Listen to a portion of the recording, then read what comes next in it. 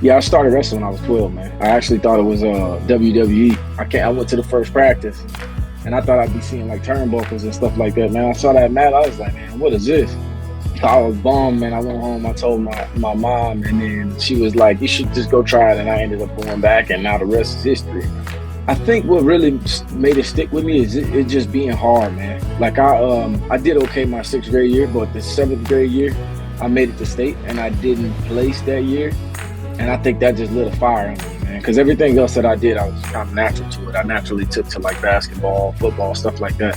I just wasn't the biggest guy, so it wasn't really at that time. It wasn't really a future in it. But now, when I started wrestling, I was like, man, I could be good at this. And I'm wrestling people that's my size, and it just still instills that work ethic in you, and just took things to another level mentally, I guess.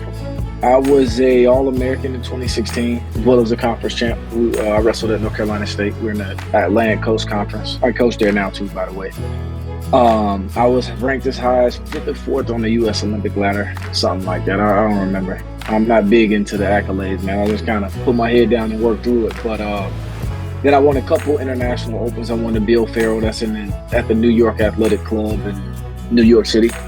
And then I won the Henry DeGlane over in France. That was another international tournament. We wrestled some good guys, some guys that were ranked in the world, stuff like that. So, and I just kind of always had the mentality and the will and desire to compete. So I think that's probably been a driving force in my life thus far. In wrestling, man, we do everything from like being able to touch the mat. So you kind of bent over and in the wrestling stand sprawling, stuff like that. And boxing and MMA, you kind of standing upright. So it's a lot easier, but I think that just figuring out the range and the distance is kind of what's been the toughest thing for me. Most enjoyable too, because it's like learning a new trade, right? If you're a plumber, you learn concrete, it's a little bit different. Well, I could credit the amateur and the entire amateur scene to my coach, Jerry Boyle.